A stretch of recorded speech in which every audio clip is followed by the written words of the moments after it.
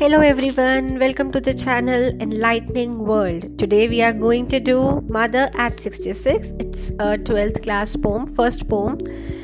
So here we go. I will switch on to Hindi and English and I will use both the language to explain you the explanation. Mothers are the beautiful gift given by God. हम सब कहीं ना कहीं अपनी mother से या अपने parents से काफ़ी अटैच्ड हैं.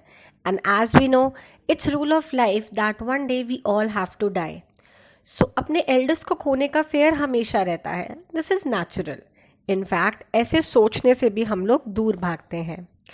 Kamla Das, who is the poet of this poem, expressed the same fear in the poem My Mother at 66. कमला दास जो कि पोएट है इस पोम की, उन्होंने भी सेम फेयर एक्सप्रेस किया है जो उन्होंने अपनी मदर के लिए फील किया है. Let's know more about the poet of this pome.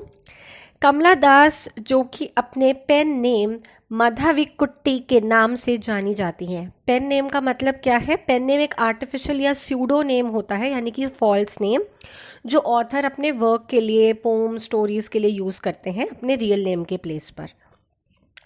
She was born in Kerala and is one of India's first poet. उनके वर्क में रियल एंड ट्रू फीलिंग्स काफ़ी अच्छे से दिखाई देती हैं. इस पोम में उन्होंने अपनी ही मदर के लिए उनकी फीलिंग्स को एक्सप्रेस किया है जो उन्होंने उनके लिए फील किया है, और मदर और डॉटर के इस रिलेशन को बहुत ही ब्यूटीफुली एक्सप्लेन किया है. I will read the poem first and then I will explain it. So let's read it together.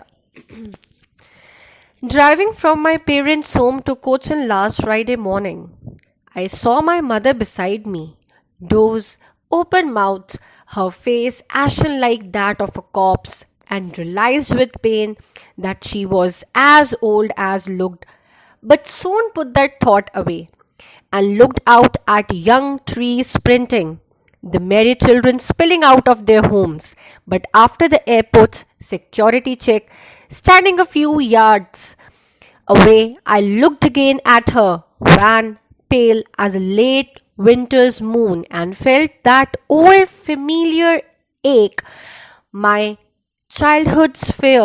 But all I said was, "See you soon, Amma." All I did was smile and smile and smile. Let's start with the explanation now. In the first line, poet is trying to say that she is coming back from her parents' home and going to Cochin airport. मतलब वो अपने parents के घर पर थी, उनके साथ रुकने के लिए आई थी, एंड अब वो वापस अपने घर जा रही है एंड कोचिन एयरपोर्ट के रास्ते में है.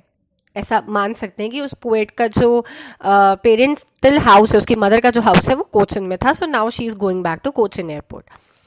मे बी वो किसी और सिटी में रहती हो after marriage and now she is going to take her flight from the Cochin airport to go back to her home.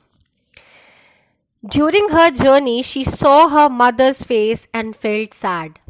अब ऐसा क्यों होता है? क्योंकि जैसे ही वो अपनी मदर के फेस को देखती है तो उन्हें रियलाइज़ होता है कि अब वो काफ़ी ओल्ड हो गई हैं, एंड यहाँ वो उनका फेस एक कॉप्स से कंपेयर करती है. Corpse means like a dead body. वो इतनी ज़्यादा वीक हो गई, जैसे डेड बॉडी का एक फेस होता है स्केलेटल जैसा दिखता है, मतलब ढांचे जैसा फेस एक हम कह सकते हैं, तो वो उसको उससे कंपेयर कर रही है. वो इतनी ज़्यादा वीक लग रही हैं दैट पोएट को उनका फेस एक स्केलेटल और एक कॉप्स की तरह लग रहा है.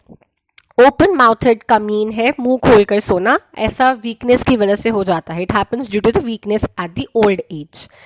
ये सब थॉट्स के साथ वो काफ़ी डर जाती है एज उनके माइंड में उन्हें खोने का फेयर आने लगता है. पोएट को उनका इतना pale and weak face, pale means फीका पड़ जाना, बार बार उनकी बढ़ती उम्र का थॉट दिलवाता है. ये सब थॉट्स काफ़ी नेगेटिव है एंड फुल ऑफ फेयर है. फेयर किस चीज़ का? अपनी मदर को खोने का. फिर अपने माइंड को डाइवर्ट करने के लिए उनकी नज़र कुछ बच्चों पर पड़ती है. Now here the two phrases trees sprinting and merry children spilling are very very important as the exam point of view. Merry children spilling means this line is a symbolic of youth and energy. बच्चे जब बाहर खेलने जाते हैं तो full of excitement and energy के साथ जाते हैं।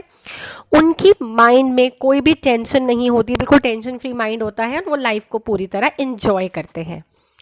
यहाँ उन्हें खुद का चाइल्डहुड, यानी कि पोएट को अपना चाइल्डहुड जो है, अपना बचपन याद आता है एंड अपनी मदर की वो यंग इमेज उनके माइंड में आती है। जैसे जब वो बच्ची थी, जो पोएट है, जब कमला दास बच्ची थी तो उनकी मदर भी यंग होंगी, तो वो उस चीज़ को याद कर रही है अपने माइंड में। और बच्चों का जो यहाँ पे सिंबल है वो ये बताता है कि एक तरफ तो वो अपनी मदर जो कि बहुत वीक ओल्ड हो चुकी हैं, और बिल्कुल कॉन्ट्रास्टिंग इमेज, कॉन्ट्रास्टिंग मतलब उल्टी इमेज, यहाँ पे जो बच्चे हैं वो उनका माइंड डाइवर्ट कर रहे हैं क्योंकि वो बच्चे फुल ऑफ एनर्जी हैं।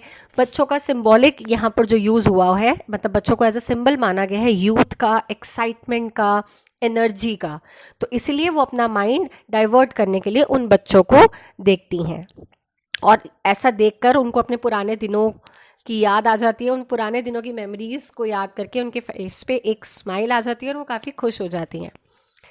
Tree sprinting means trees in motion. We all know that when we are sitting in the car, so when we see outside objects, they appear to be moving, right?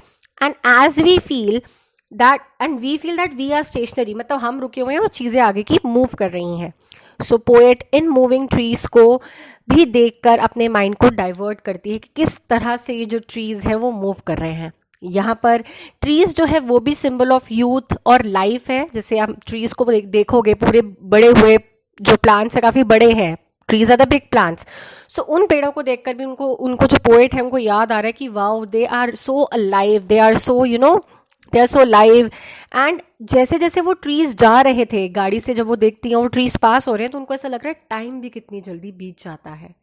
और वो trees जो बिल्कुल उन्हें youthful एकदम old जवानी का याद दिला रहे हैं, साथ में उनका मूवमेंट जो है वो उन्हें टाइम के मूवमेंट का अच्छे से, मतलब टाइम के, जैसे टाइम जा रहा है, टाइम पास होता है, वो उसका एहसास दिलाते हैं। Now in the next line we can see that she has reached the airport. वो एयरपोर्ट के सिक्योरिटी चेक पर खड़ी हैं। सिक्योरिटी चेक क्या होता है? It's a place where are luggage will get checked by the security.